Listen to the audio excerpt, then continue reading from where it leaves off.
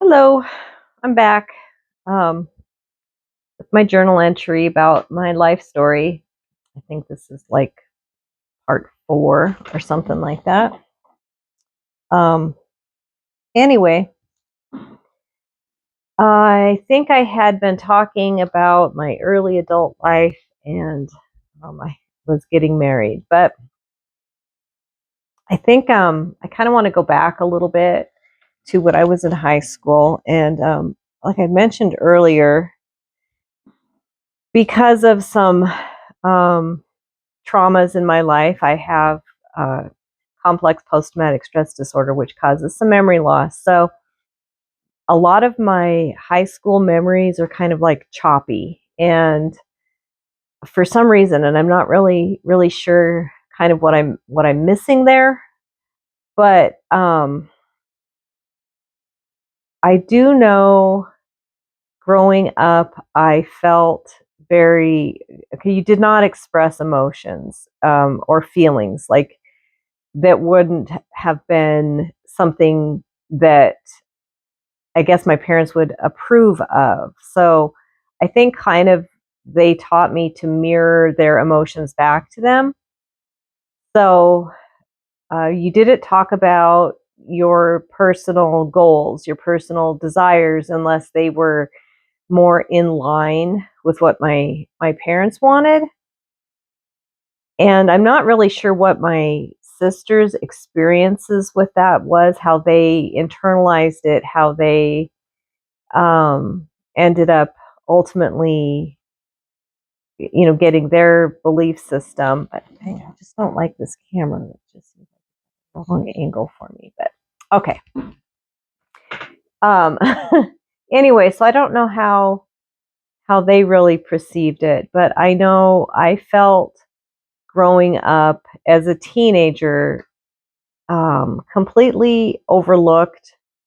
Kind of, I had those parts of my life that was definitely me and definitely encouraged by my parents. I loved art. I loved, doing sewing and crafts, gardening. I liked to listen to classical music. All of those things were definitely encouraged by my parents growing up, those interests. But if there was anything beyond that, for example, looking forward to graduating from high school, I had wanted to go to business, to some kind of a business school to learn office management or something like that. Because in high school, we had a good department in high school that had a lot of business classes. So I took all of the typing, all of the accounting, office management classes, and I really enjoyed it. I really liked it. Um, but when it came time for college, of course, that was too secular. We didn't have money. There was always reasons that I couldn't go. And while all of my other classmates were looking forward to graduating, going on to college, I really felt like I had nothing.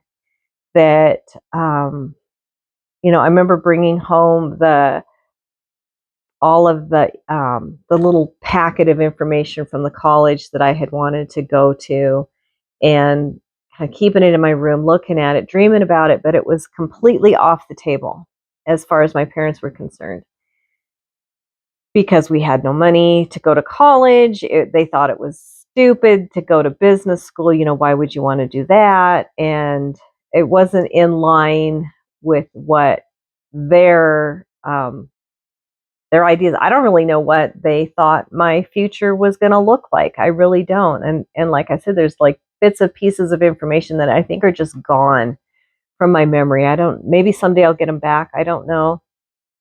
I remember thinking, well, if the business school's not going to work out, maybe I could be a nanny. At that time, there were like agencies, nanny agencies that would set you up, give you the training, and then you could go be a nanny for a family in another state, usually wealthier families. And I thought that's an option.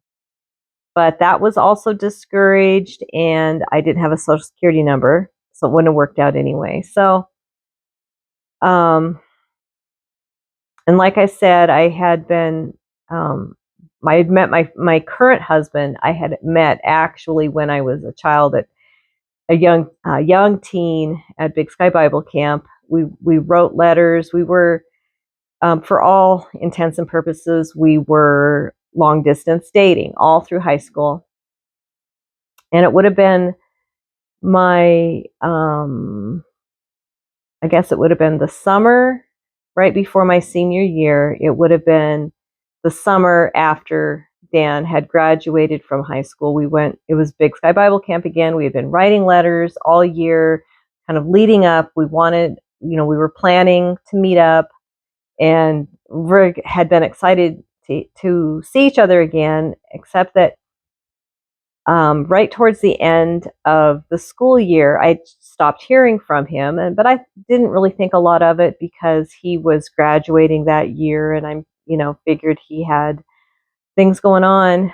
But we showed up at camp that summer. It would have been June or July, and he was there, but he kind of ghosted me. He wasn't talking to me. He was friendly when I saw him, but he wasn't like, he almost kind of pretended like he didn't know me, or like we didn't, like maybe it was just somebody, that it was an acquaintance. I was very confused, and of course felt completely rejected because it was my impression that he was there with another girl from his area. Very confused, and of course, I wasn't somebody who was not raised to advocate for myself. So I wasn't good at advocating for myself. I wasn't good at approaching the difficult conversations. So my default response then was um, anxiety, um, stomach problems, and so I would throw up. So I probably spent the entire week of camp throwing up like 5 times a day, just from the stress and anxiety, the confusion, not knowing what was going on, feeling rejected, um, very confused. It was it was not good. But later in the summer, ended up going back to camp as a counselor. I kind of would do kitchen help and counselor at camp. So that's what I did for the summer. Started my senior year of high school, and some point during the first month or two of high school, I ended up getting a letter from Dan explaining that the long distance dating wasn't working. He had needed to somebody closer to date, and that he was really sorry and realized what he had done. But at this point, he was in college. It was my last year of high school, so that was kind of it. We had officially broken up. But it was good to at least have heard from him, to have some kind of an explanation. But I still felt pretty much rejected. But finished out high school, and of course, having no college to plan for, not really knowing what was going to happen after high school. Graduation day came, and it was just kind of graduation, you're done. There was no party, no celebration, nothing. And I'm conflicted how I feel about that, because in the same, I understand my parents, neither one of them even graduated from high school. So I think they didn't have an understanding that it's customary to have a graduation party. It's, or some kind of celebration, but there was really nothing.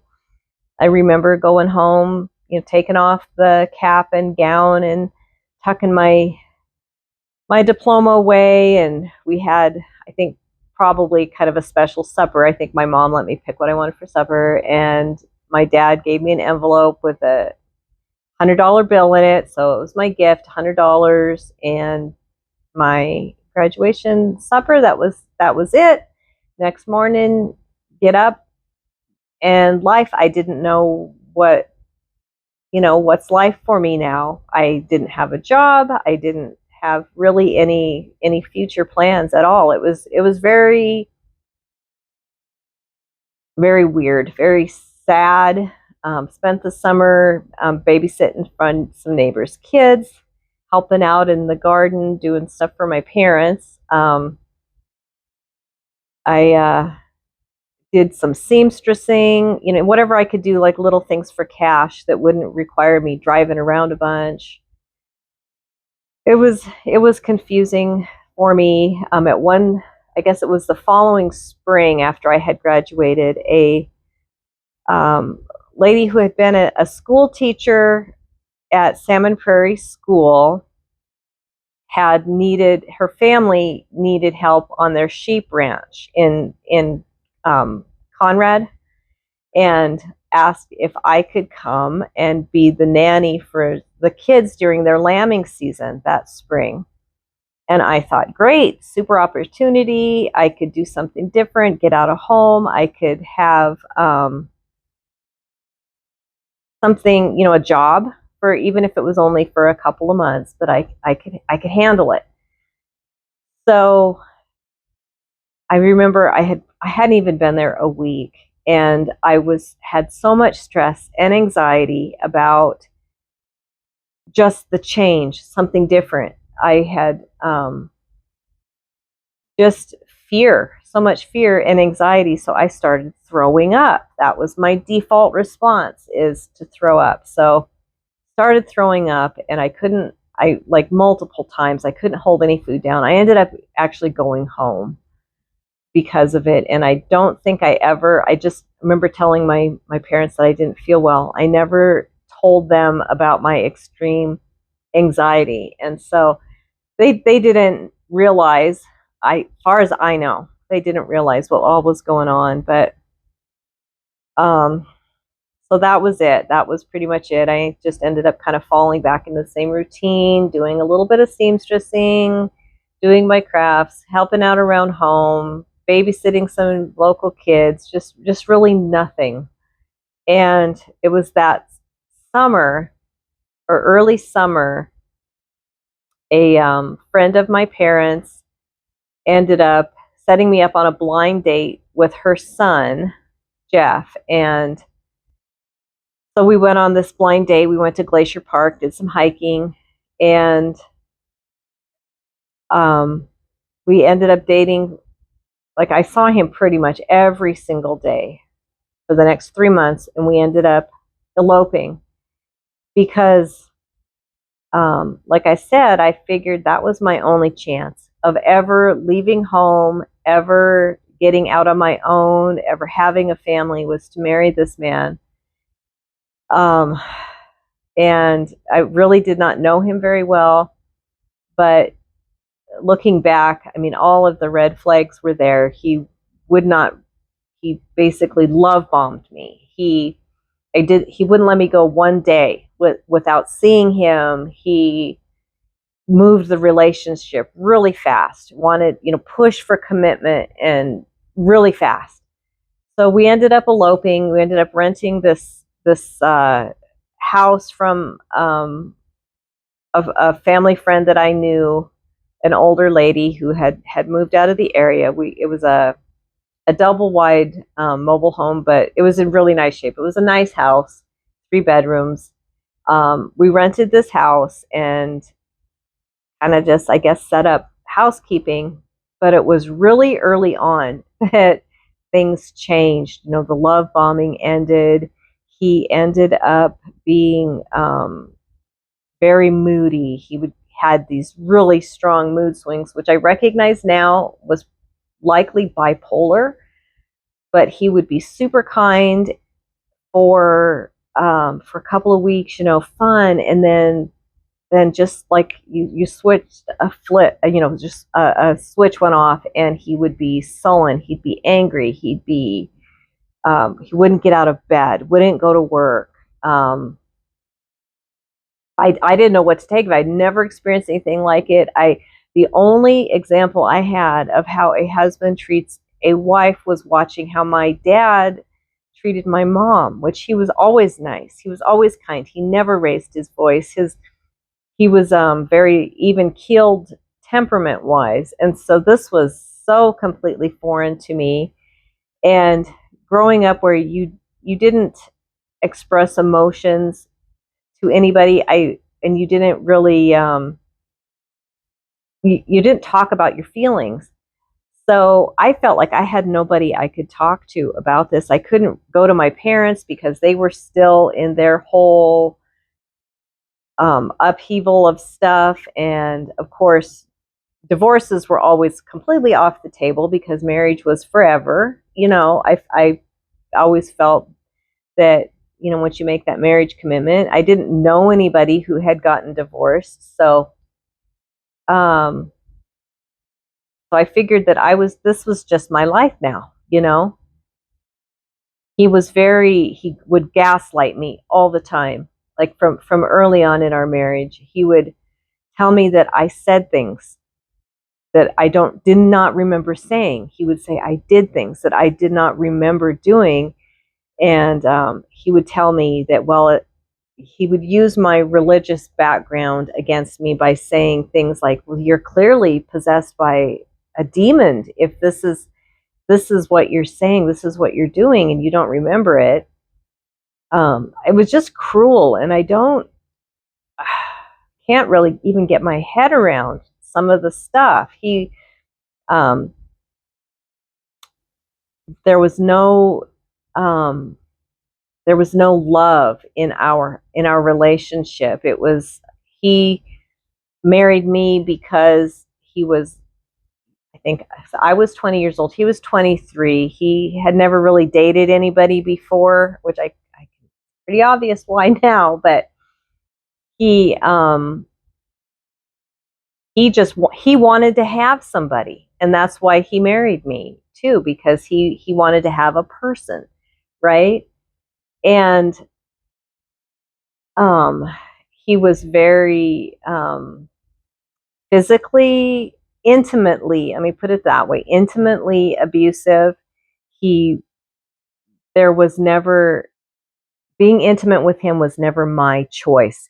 It was always just taken. So there was that every single day.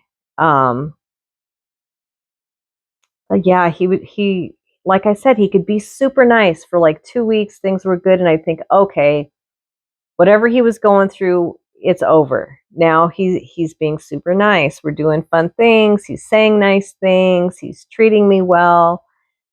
But he also, little by little, started isolating me, and didn't like me spending time with my family. He didn't allow me to have friends. He didn't let me talk to people on the phone without guilt trips. He I couldn't spend time with my sisters without him making a big deal of it. One example was, of course, here I am, young married, no kids, no job. So, I mean, how long does it take to keep a house? You tidy up a little bit.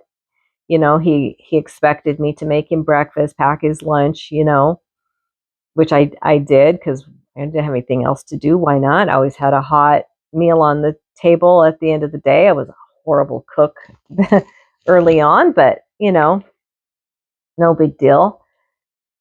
Um, so one day, my sister Pam came over and said, "Hey, let's go for a drive," or we went for a hike or something like that. She wanted to go. I thought, great, had nothing else to do. I was so bored, so lonely. We spent the day kind of just monkey dunking, having fun. And she brought me home. And when I got home, Jeff was already home from work, and he was just furious. And because it was in the summertime, he made this big deal of how hot and sweaty and miserable he was, how dirty he got, just filthy working all day. He was he was working for my dad, actually helping my dad run my dad's sawmill, because my dad owned his own sawmill at that time. And made this big deal and how cruel I was to have spent the day having fun while he was working. So, I mean, and he was just furious about it. So, and really verbally, emotionally punished me. Didn't physically punish me, but verbally punished me for daring to have fun, daring to do something enjoyable for me. And that kind of ended up setting the stage that my life was only to serve and to please somebody else. I was not allowed to do things for me. Um, so we had been married only 2 or 3 months, and I had my first miscarriage. And of course, all through right from early on, I had the same anxiety response that was normal for me, and that was throwing up. So I had thrown up a lot. I mean, every single day I was throwing up. So really, to lose this pregnancy was not. I mean, I can understand now why my body did that, because it couldn't handle, supporting life when I was under that kind of anxiety. I had also um, early on in my pregnancy, unknowing that I was pregnancy, I had been spraying weeds with Roundup, so that probably, with no uh, protective gear and stuff, so that probably had a lot to do with it too. But it was um, October 31st. It was Halloween. I had my first. I miscarried this baby. Ended up in the hospital because I was hemorrhaging so bad. And I can remember laying in the hospital, losing this baby, and having these. There was a group of little kids came in their Halloween costumes through the hospital. And it was heart wrenching to know that I was losing a baby. And then here I'm seeing these little kids. And of course, I had always wanted children, always wanted to be a mom. That was, to me, it would be the perfect life, being a wife and a mother, a homemaker. I wanted to do to actually have like a homestead where we raised livestock and a big garden, lots of kids. That would have been my perfect life. I always, from being early on as a teenager, that's what I wanted, really, out of life. And I know, I remember had told my classmates that my senior year, my friends, and they thought it was just ridiculous. Hold on one second. Okay, so I don't normally edit out these videos, but my beeper from my office went off, letting me know that somebody was in the office. So I had to run in there real quick. So anyway, where was I? Okay, wanted lots of kids. Had my first miscarriage, which was pretty traumatic. Um, Hemorrhaged, was in the hospital for a day or two. But so that would have been, yeah, within just 3 months of us being married. Early on, so my life continued, just kind of navigating these ups and downs with Jeff's personality and his isolation. I quite quickly after the miscarriage ended up getting pregnant again with my oldest daughter. She was born the following September, and our marriage was really like it was rocky the whole time, and just periods of him being very cruel. He would tell me that he would tell me I was doing things in my sleep, and that I was saying things in my sleep. And I got to be so paranoid about doing things in my sleep that I started sleeping with, like, laying mummy style on the bed with my arms crossed, and I would cross my legs and cross my arms like this, and I would lay there, and in my mind, I would think, if I wake up in the same position, then I know that it wasn't true, that I was doing things. So I just could not wrap my head around how these things could be happening. So that was my default. I'd lay like this in bed and sleep. And, typically I would wake up in this position. So I had deduced he was making this up to kind of mess with my head. So I'm constantly having him messing with my head. He would tell me what a horrible person I was, that I was such a terrible, terrible friend, that I just didn't know how to be a friend to anybody. and he would tell me that nobody would ever want me other than him because I was so boring. I was absolutely boring. So, constantly having this negative stuff about me, being poured into me all the time. But yeah, it was rough. And a lot of it, I've blocked out a lot of it because it was just every single day, me, throwing up. And I was getting very, very skinny. I know I was malnourished just because of all the throwing up and the anxiety.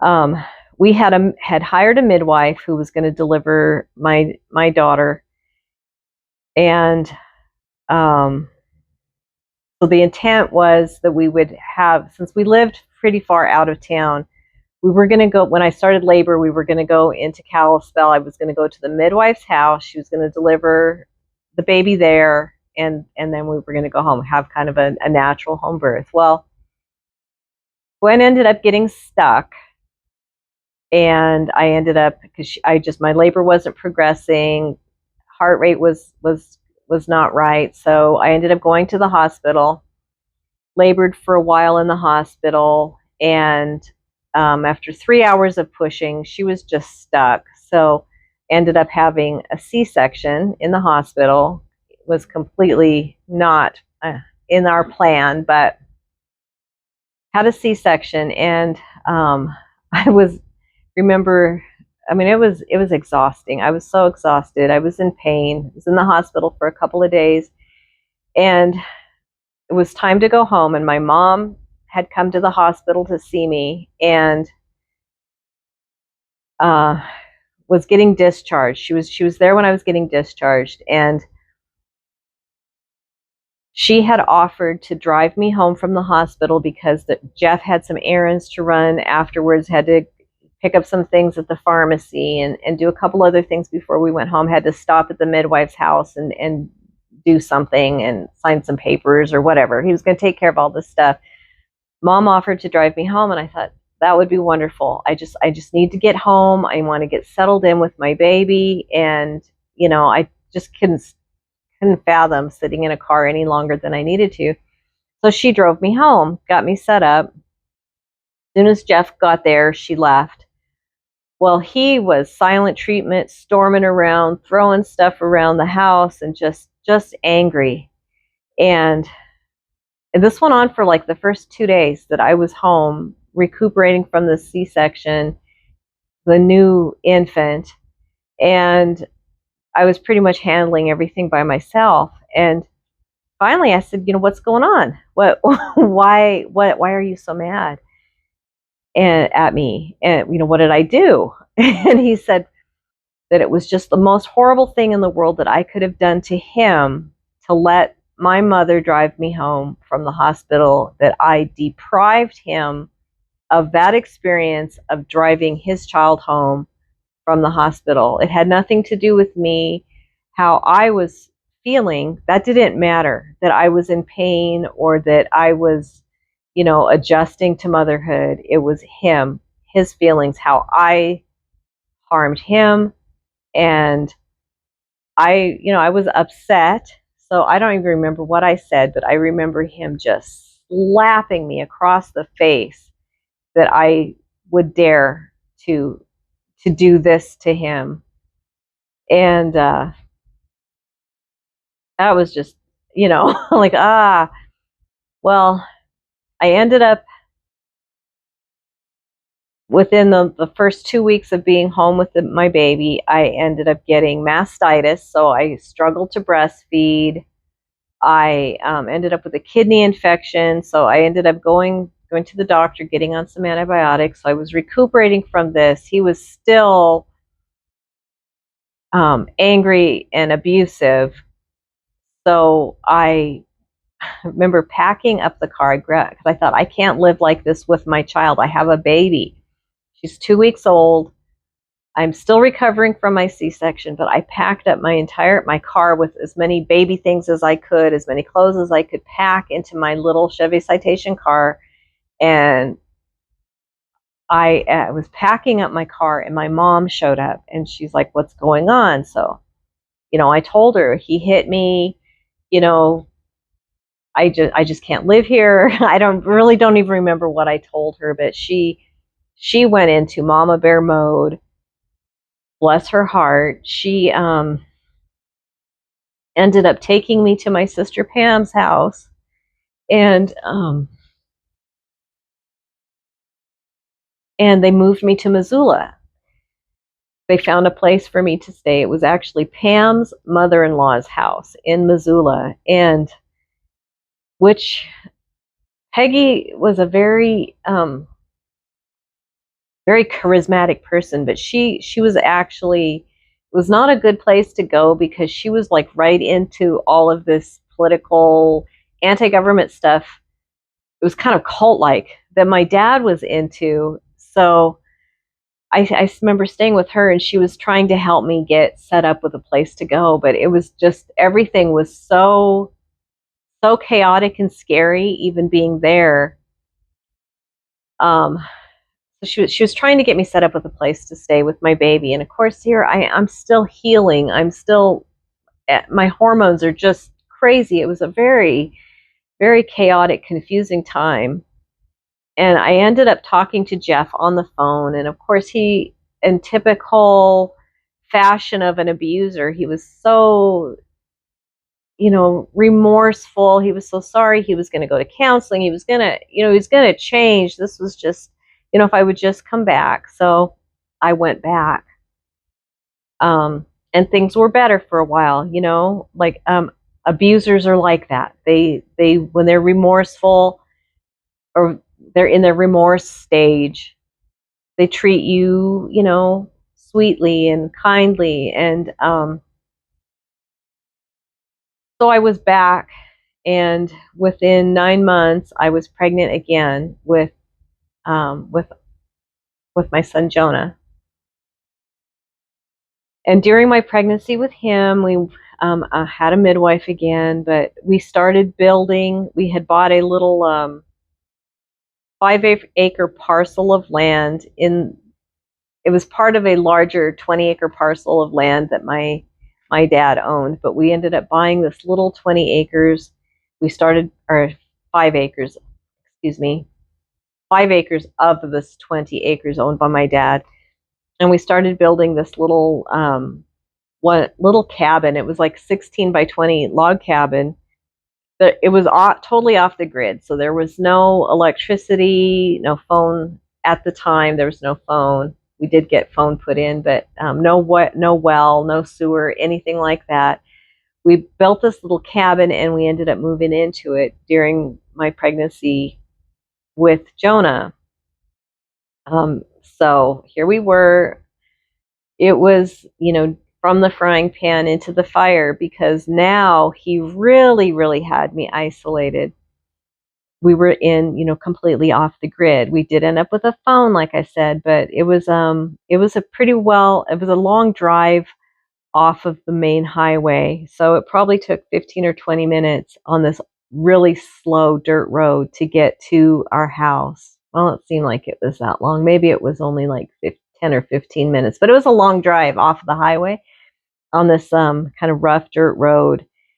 And we kind of set up housekeeping there. I was pregnant, isolated from everybody. And at that time, then he made sure I was isolated from my parents and my sisters as well. I was no longer allowed contact with them. So I was completely isolated, pregnant, had a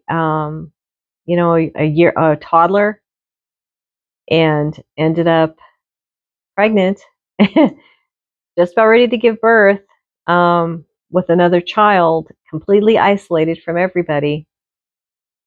My dad, I would still have periodic contact with, but I was never allowed to go to my parents' home anymore. Wasn't allowed to visit with my sisters. So, I mean, it was pretty much cut off. Um, I ended up having Jonah was born at a family friend's house in Big Fork with a midwife, so it was completely natural. Had Jonah, brought him home to our little little cabin, but I was completely alone. It was just, I had no support system at all, with the exception of Jeff's mother, Irma, who lived close by. She was actually within walking distance, but um she well, like, I mean, it was like walking distance, but it was a little ways, but she was pretty close.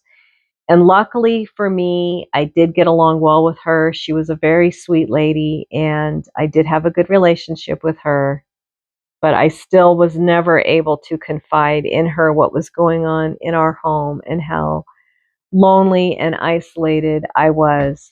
But it was a very traumatic, that entire 6-year period that I was married to Jeff was very traumatic. It was very, very stressful, very high anxiety, very abusive. Um, he worked very sporadically. He would, we were very, very poor. I had, the entire marriage, like I said, I was malnourished, because not only because I threw up a lot, but because there wasn't really a lot of money for food. And after Gwen was born, I had used cloth diapers because we could not afford to have disposable diapers. I tried to breastfeed, and I was able to do that for like 3 months. Ran out of my milk, dried up, and we could not afford formula. So I, being an avid reader, loved the library. I found a pediatric book, like an older pediatric book, but it had a recipe for homemade formula if you could not,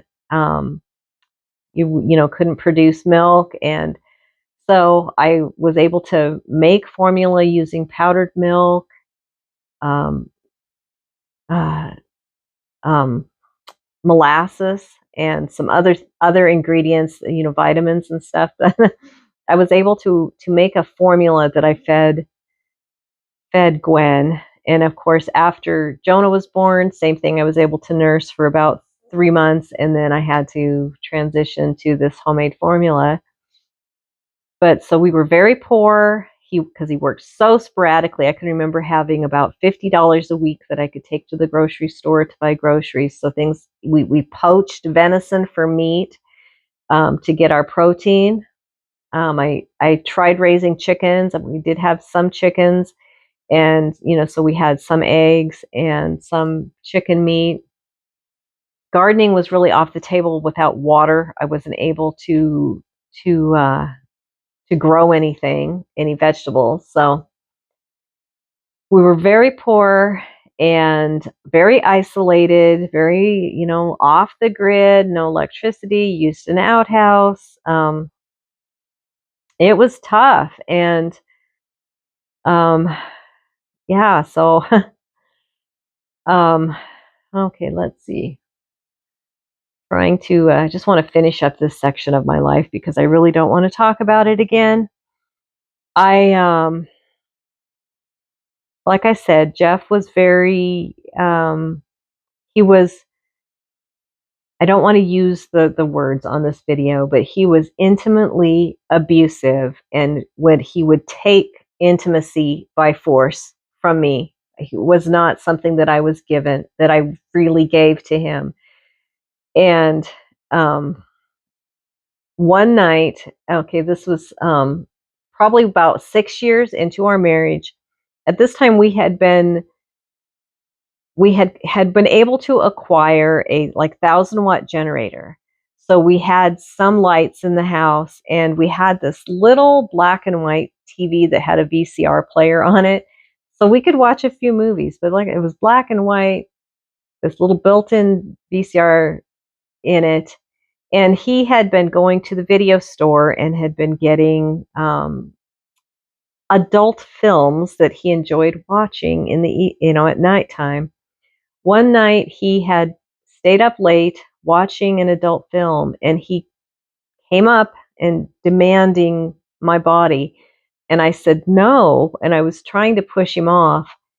And he said, you're going to wake up the kids if you keep fussing, keep fighting with me. And if you raise your voice, you're going to scare them. And it's going to be your fault that they're scared, and they're not going to want anything to do with you if you scare them. So then I just kind of submitted, and he took what he needed, what he wanted from me.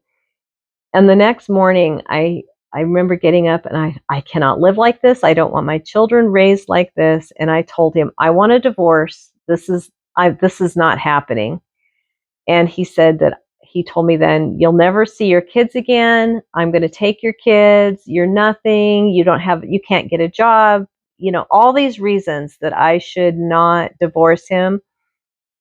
But I thought, okay, I've got to get out of here because he was being very aggressive, very physically abusive, but extra sweet to the kids, wanting to play these games with the kids and all this fun, like see how much fun dad is and see how off the rails and crazy your mom is. So I got in my car and I drove out and I thought I have to get away from him for the day because I can't have my kids suffering like this. But I knew my kids would be safe because he was being just extra nice to them. So I knew it was just going to be he was going to make sure it was a fun day for the kids to prove his point. So I drove out and I went to my parents' house because I didn't know where else to go. And oh gosh, you know what? I need to back step because there's something very important that happened in between this particular situation. It was probably about 6 months prior to this situation. I had gotten a phone call from somebody, I don't even remember who told me that my dad had been in an altercation with a police officer and shot the police officer. It was a sheriff's deputy. He had it was late at night. My dad was in a car with somebody, got pulled over, and my dad shot a sheriff's deputy and ran off into the woods and was in nowhere to be found. He was on the lam. He was in hiding, I guess. So so I had this news, but I didn't really know, what was going on because I had been cut off from my family at that point for probably 3 years, had no contact with my family. Well, no, that wasn't true. Yeah, probably 3 years, 2 or 3 years. I had no contact with my family. So this situation happened and my dad was on the run. Well, I ended up the situation with Jeff happened and I went home. I went to see my mother is what I had done. And I can remember pulling into the driveway and I will never forget. I drove up and my mom running out of the house and throwing her arms around me and Vicky's home, Vicky's back. We have Vicky. And I felt like the prodigal child, the prodigal who has returned. And I went into the house and my dad was there. So apparently, after my dad had shot this officer, the law enforcement had been unable to arrest him because he was in hiding. He was at hiding at home with my mom, which was very bizarre. But anyway, my dad was there, and I didn't know that he was just home.